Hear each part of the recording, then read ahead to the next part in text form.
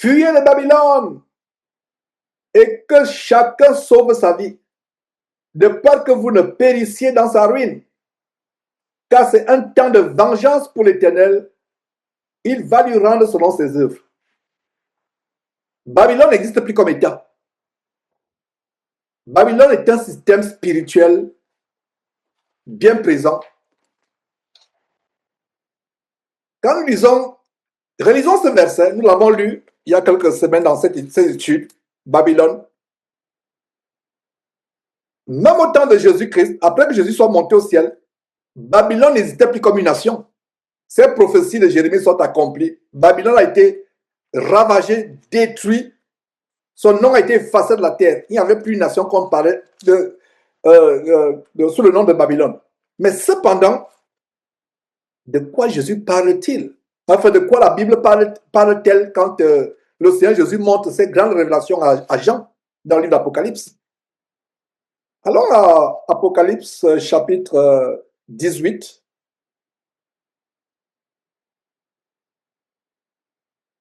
Voyons ce que Jean a expérimenté, ce dont il a été témoin au sujet de Babylone. Pourtant, Babylone n'existe plus. En fait, je suis en train de vous démontrer que aujourd'hui, le système de Babylone n'est plus physique, c'est un système spirituel. Après cela, je vis descendre du ciel un autre ange qui avait une grande autorité. Et la terre fut éclairée de sa gloire. Voilà, j'ai ouvert une parenthèse ce jour-là en disant que regardez comment un seul ange éclaire la terre de sa gloire. Un seul ange. Oh frère, c'est effrayant ce passage. Un seul ange. La terre fut éclairée de sa gloire. N'est pas dit que c'est là. Rien que la gloire qui se dégage de l'ange éclaire la terre. Il avait une grande autorité. Il n'est pas dit qu'il avait une autorité, mais une grande autorité. Il cria d'une voix forte. Elle est tombée, Babylone la grande. Elle est devenue une habitation de démons, un repère de tout esprit impur, un repère de tout oiseau impur et odieux. Au moment où l'ange parle et Jean entend, le serviteur du Seigneur Jésus-Christ entend, Babylone n'existait plus en tant que... Babylone était déjà détruite. De quoi l'ange parle-t-il ici? Question. L'ange parle d'un système spirituel qui subsiste jusqu'aujourd'hui. Et quand vous voyez ce qui se passe dans le monde, si vous êtes un chrétien ayant le discernement, lisant bien votre parole, la parole de Dieu, votre Bible, je voulais dire, qui est la parole de Dieu, vous comprenez que le Vatican et le pape et tous les papes, c'est le système de Babylone la Grande, avec toute l'apostasie qui est autour de Babylone la Grande. Le Vatican et l'Église catholique romaine, c'est le fer de lance. C'est le fer de lance de Babylone. Jérémie parle de Babylone. Jérémie reçoit les paroles de Dieu au chapitre 51 de la destruction physique de Babylone. Jean entend l'ange parler de la chute de Babylone spirituelle. C'est un système. J'espère que vous allez comprendre très bien ce verset. Parce que toutes les nations ont bu du vin de la fureur de son impudicité et que les rois de la terre sont livrés avec elle à l'impudicité et que les marchands de la terre sont enrichis par la puissance de son luxe. Et j'ai entendu du ciel notre voix qui disait: sortez du milieu d'elle, mon peuple. Sortez du milieu de mon peuple, afin que vous ne participez point à ses péchés et que vous n'ayez point part à ses fléaux. Quand l'ange dit sortez du milieu de mon peuple, l'ange parle de quel peuple? Les chrétiens, y compris Jean. Mais je n'ai pas vu un verset dans le Nouveau Testament où les chrétiens étaient physiquement à Babylone. Est-ce que vous comprenez? J'aimerais qu'on approfondisse ce texte que j'ai lu plusieurs fois. Parce que quand l'ange dit, sortez du milieu de mon peuple, qui est témoin de ces paroles? Jean. Jean était qui? Notre frère en Christ. Notre frère en Christ, il entend ces paroles, sortez du milieu de mon peuple. Jean n'a pas posé la question à l'ange, mais Babylone n'existe plus. Jean comprenait comme c'était une vision. Parce que des fois, quand vous avez une vision, un songe venu directement de Dieu, le vrai Dieu, vous avez une intelligence pour comprendre. Jean ne l'a pas dit, mais de quoi parles-tu? Tu nous dis de sortir. Babylone n'existe plus. La révélation était donnée à Jean de ce système spirituel de Babylone, qui existe jusqu'à aujourd'hui. Et ce système va tomber au retour de Jésus-Christ. Ce système va tomber. Sortez du milieu de... Car ces péchés sont accumulés jusqu'au ciel. Jusqu'au ciel. L'Église catholique romaine est à la tête de ce système. Mais pour vous qui me suivez, par exemple, sur Facebook actuellement, il faut comprendre une chose. Il n'y a pas de différence entre l'Église catholique et les églises réveillées, pour ne pas dire les églises endormies du sommeil de la mort. Il n'y a pas de différence entre l'Église catholique et l'Église protestante aujourd'hui. Toute église dénominationnelle qui a un nom est diamétralement, je vais dire, étroitement liée au système de Babylone la Grande. Au système de Babylone la Grande. Nous étions à Apocalypse chapitre 18 pour vous montrer que Babylone n'existait plus physiquement. Mais cependant, l'ange crie d'une voix forte, elle est tombée, la Babylone la Grande. Elle est devenue une habitation de démons. Donc c'est un système spirituel. Quand l'ange parlait ici, l'Église catholique n'existait pas encore. L'Église catholique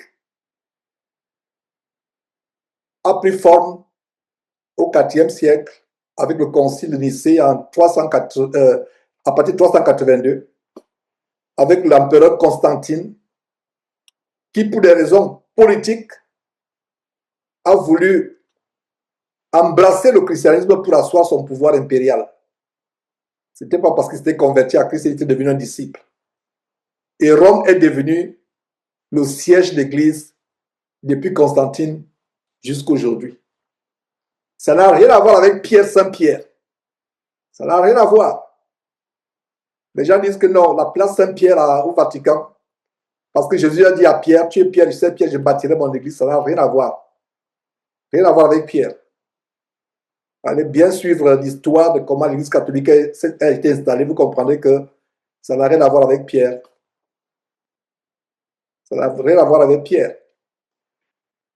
Donc, parce que toutes les nations ont bu de la fureur de son impudicité, et que les rois de la terre sont livrés avec elle à l'impudicité, et que les marchands de la terre sont enrichis par la puissance de son luxe. Il y a des frères qui sont surpris quand je leur fais comprendre que la Bible King James, qui est pourtant l'autorité, est la propriété personnelle de la couronne britannique. La Bible King James que vous voyez. Ils s'en sont accaparés. Pourtant, c'est la version la plus rapprochée des textes anciens en hébreu, en grec et en latin. Mais la version King James, c'est la propriété de la couronne britannique en Angleterre. Donc le roi d'Angleterre actuel, je ne sais pas comment il s'appelle, du moins je ne me rappelle pas son nom. Le roi actuel d'Angleterre, c'est à sa famille qu'appartient la Bible. Je veux dire, le recueil qu'ils appellent King James. Mais personne ne peut réclamer avoir droit de propriété au contenu de la parole de Dieu. Parce que qui est l'auteur de la parole de Dieu et qui a les droits d'auteur, c'est Dieu et Dieu seul. Maintenant, les ouvrages, les versions, les recueils, ils ont mis en forme, ils disent que nous, notre version, c'est nous, ça nous appartient. Voilà, les marchands de la terre. Parce qu'il y a des gens qui disent, mais Georges, tu dis que la Bible, les livres, on ne va pas vendre les livres de les choses de Dieu. Mais la Bible que tu as là, tu l'as eu gratuitement. Je leur renvoie sur ce verset. Les marchands de la terre se sont enrichis par la puissance de son luxe. C'est ce verset que je leur renvoie. Pour dire que la Bible n'est pas vendue par Moïse, ceux qui ont écrit inspirés par Dieu, par Jérémie, par Ésaïe, par Ézéchiel, par Malachi, par Paul, par Pierre. Personne ne pouvait vendre la Bible parmi ceux qui l'ont reçu inspirés par Dieu. Qui la vend donc? Ce sont les marchands de la terre qui font du luxe avec les choses de Dieu. Et regardez comment l'ange dit, sortez du milieu d'eux. Et qu'est-ce que nous voyons en Jérémie? Retournons à Jérémie. Verset 6, Jérémie 51, verset 6. Fuyez de Babylone. Au temps de Jérémie, on devait fuir Babylone de manière physique, avant la destruction. Aujourd'hui, nous devons fuir Babylone spirituellement avant la grande destruction à l'occasion du retour de notre Seigneur Jésus-Christ. Il y a des frères qui disent, non, moi je suis dans telle église comme cela, je prends ce qui est bon. Je prends ce qui... je suis avec eux comme cela. Il y a d'autres personnes qui prient avec des femmes qui se voient par la tête. Tu sais très bien que telle vie dans l'adultère, telle vie dans la fornication, le sexe avant le mariage, tu pries avec la personne. Tu pries avec la personne, c'est une abomination, que ce soit dans une église, que ce soit dans l'église. Que ce soit dans une dénomination, ce que je voulais dire, une dénomination, que ce soit dans un cadre privé. Donc nous ne pouvons pas prier avec ceux qui ne sont pas dans la foi. Je ne vais pas prier avec quelqu'un qui est dans la fornication. Dire que je vais... Non, il n'y a pas de contact entre toi et moi. Même si tu es mon enfant. Je sais que tu es dans la fornication. Je ne peux pas. Ce n'est pas possible. On va prier sur quelle base? Vous allez dans des églises remplies de fornicateurs. Vous savez très bien que tel avec qui je prie a divorcé, s'est remarié. Tel avec qui je prie a un copain. Ils ne sont pas mariés, mais ils vivent dans la même maison. Vous allez prier ensemble. Ça va commencer comment vous priez ensemble? Ce n'est pas possible. Si vous le faites, vous péchez. Vous péchez. On devrait faire très, très attention. Nos sentiments, et surtout, je parle par rapport à nos enfants, surtout les mamans, il y a beaucoup d'émotions. Et s'il y a une chose qui va entraîner les femmes en enfer, c'est l'émotion, surtout les mamans chrétiennes. Maman chrétienne, je vous en supplie, n'aimez pas vos enfants plus que Dieu. Ça s'adresse aussi au papa chrétien, mais je m'adresse particulièrement à maman chrétienne. N'aime pas tes enfants plus que Dieu. N'aime pas tes enfants plus que Dieu. Tu sens comment tes entrailles, c'est comme si tes entrailles sont déchirées.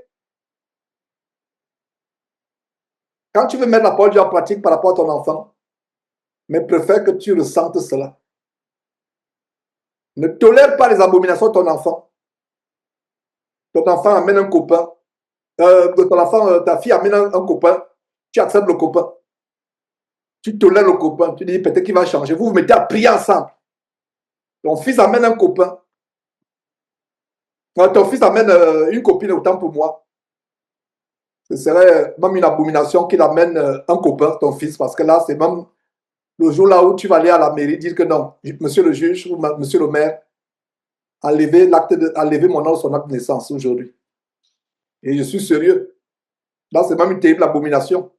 Et que non, ça veut dire que maudit soit le jour où j'ai poussé le cri, telle est ma fille, tel est mon enfant, s'ils commettent une abomination. Soyons tellement rigoureux. Je vous assure. Le conseil que je donne, c'est que aime Dieu plus que ton enfant. Aime Dieu plus que ta femme. Frère, aime Dieu plus que ton mari, sœur. Il y a un scandale qui m'a tellement choqué au Canada. Une soi-disant sœur en Christ qui tolère que son mari abuse sexuellement de ses enfants, garçons et filles en même temps, pour ne pas perdre le mariage. Pour ne pas perdre le mariage. Je vais faire comment? Si je parle, il va m'abandonner. Je suis obligé d'accepter. Incroyable. Voilà à quel niveau nous sommes arrivés. Faisons tellement attention. Je vous assure que on ne sera pas au ciel, mari et femme, parents et enfants. Chacun est seul.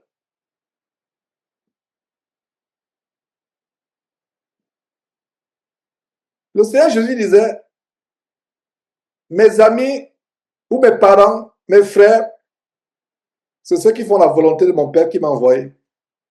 Et nous également, en tant que parents, maman ou papa, nous disons à nos enfants, enfants, mes amis parmi mes enfants, c'est ceux qui font la volonté de Dieu. C'est ceux qui font la volonté de Dieu. J'ai une fille qui s'habille comme une prostituée. Le jour-là, elle est morte pour moi.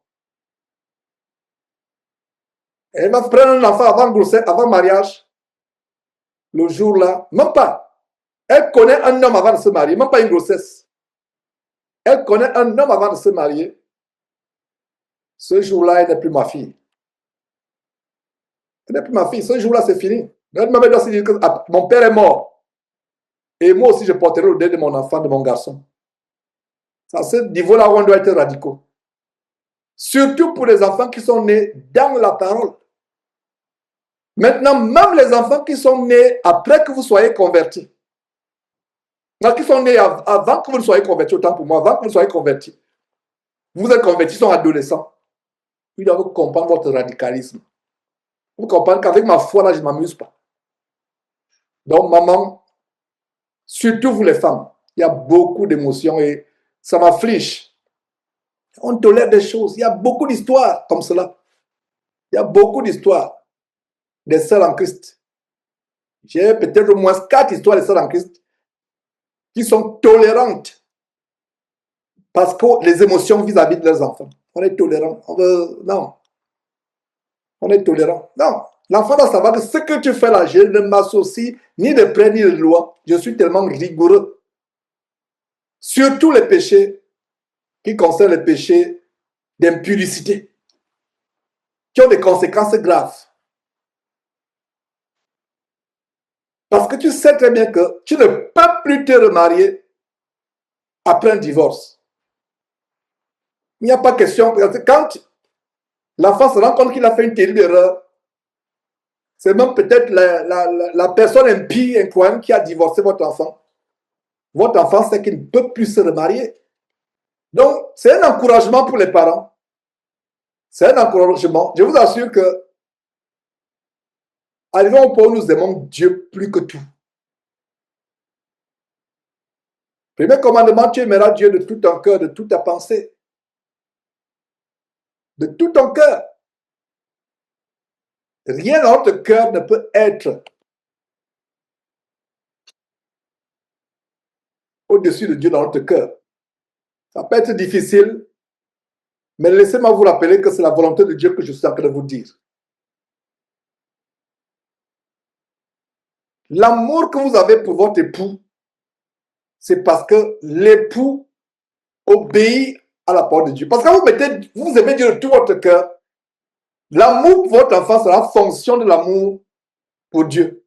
Tout reviendra sur l'amour que vous avez pour Dieu. Ça veut dire que si un enfant s'écarte de la voie de Dieu, tout ce que tu peux faire, continuer à intercéder, prier pour cet enfant. Mais tu ne peux pas prier avec un enfant, sachant qu'il est dans une abomination. Et tu dis que non, je vais prier, nous allons prier ensemble. Oh, ma fille, viens, on prie. La fille 1 ne se voile pas la tête. Et même si elle se voile la tête, elle a les faux cheveux sur la tête, les faux ongles. Tu as dit, ma fille, viens, on prie. Vous allez prier comment ça? Elle a des boucles d'oreilles. Vous ne pouvez pas prier. Vous ne pouvez pas prier. Nous prions avec des personnes qui sont repentantes. Si tu veux te repentir, tu te repens et on peut maintenant prier parce que la conversion suppose la repentance. Donc j'ai voulu ouvrir une parenthèse parce que quand il a dit fuyez Babylone, verset 6, Jérémie chapitre 51, Babylone représente tout ce qui est apostasie, tout ce qui est contre les valeurs chrétiennes.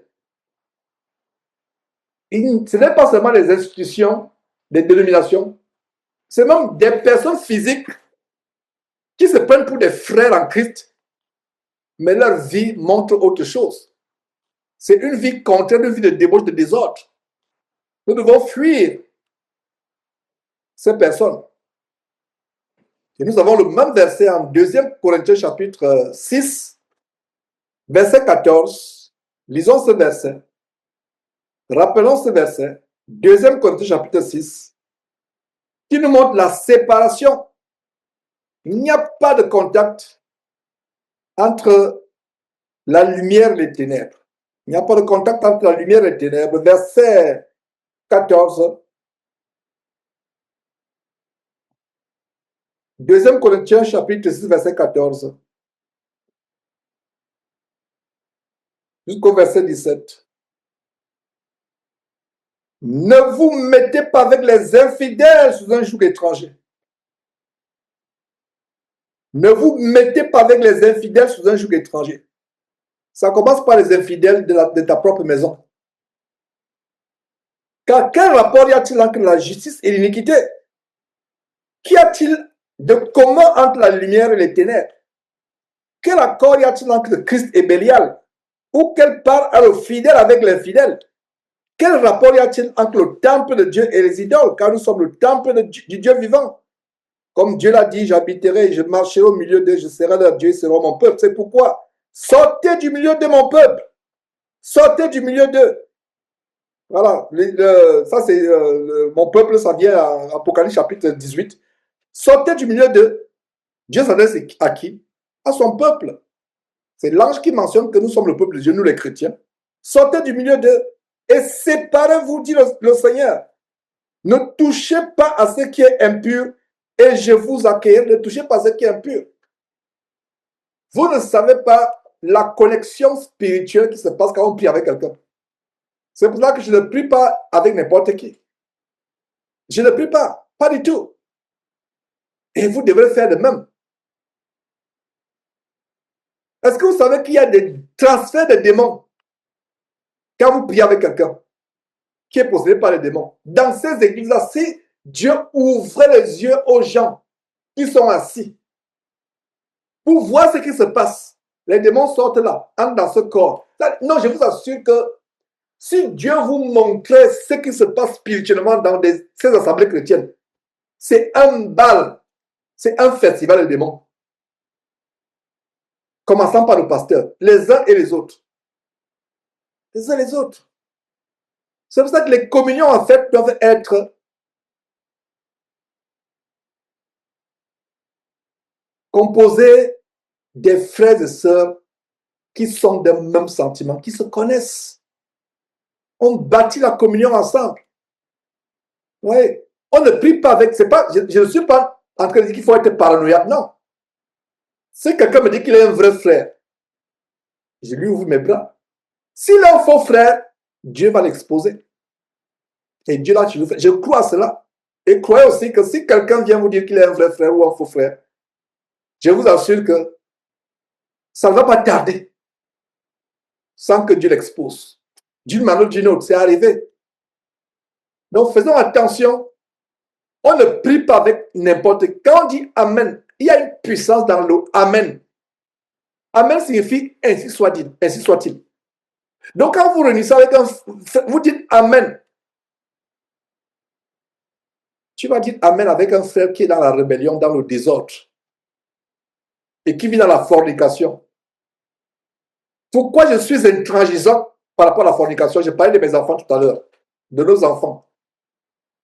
Pourquoi je suis intransigeant? Parce que la Bible dit qu'il y a tel péché qui est hors du corps. Parce que un péché, par exemple, l'enfant a la paresse. Même la paresse, c'est un péché. L'enfant a des problèmes pour se lever très tôt. L'enfant a les problèmes de dire la vérité.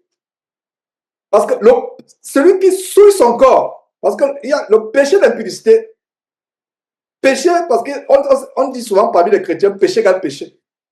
Mais Dieu lui-même, dans sa souveraineté, vous dit,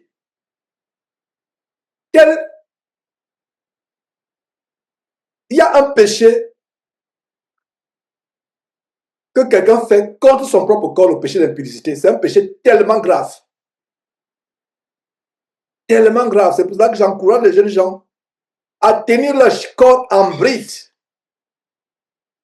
À tenir leur corps en bride. Si vous êtes un jeune qui brûlait, cherchez, si vraiment c'est tellement fort, s'il y a des frères, une communion des frères vraiment matures, surtout mariés, pour vous secourir, faites-le. Et si vous êtes une jeune femme, trouvez des femmes âgées, mariées, dont on a un bon témoignage, qui peut vous soutenir, vous donner conseils, prier avec vous.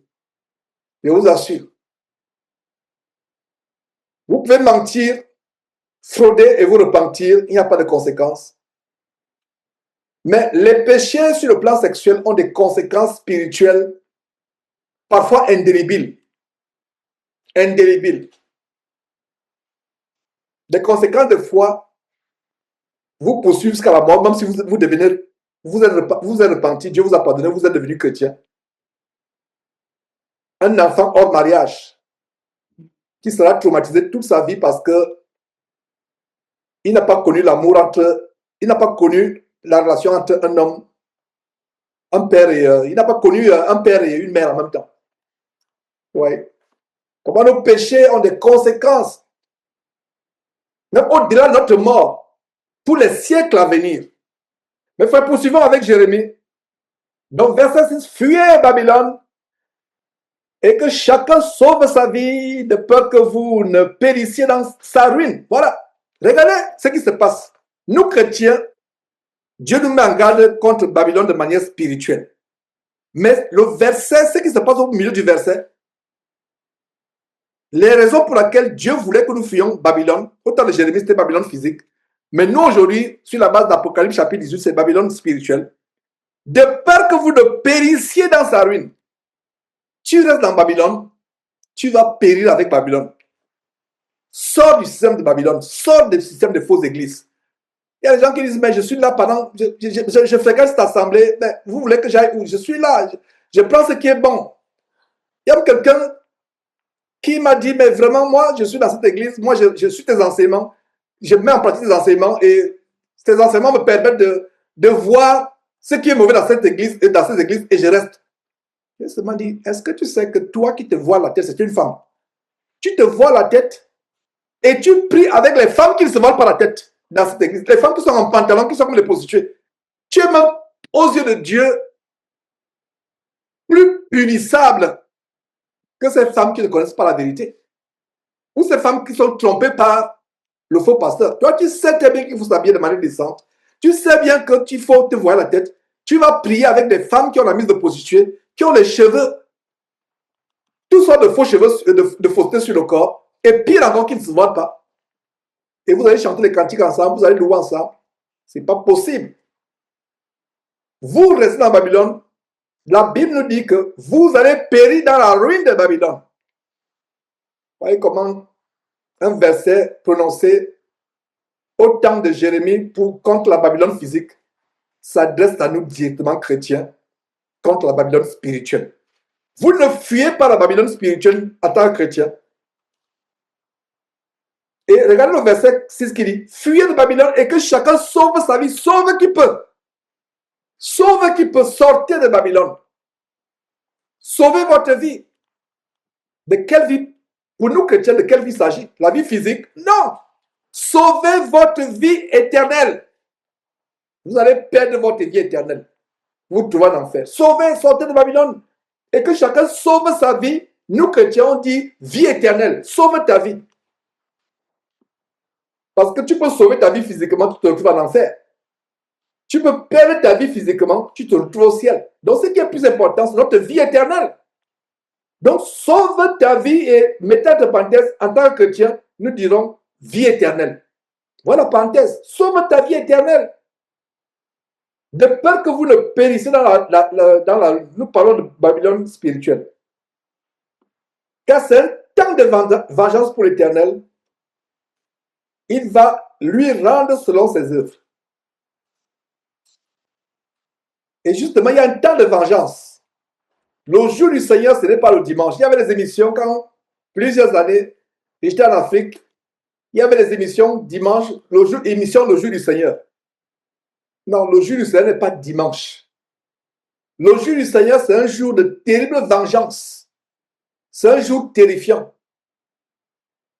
Jérémie parle de ce jour ici physique. De ce temps physique. Mais il y a un temps de vengeance, il y a un jour.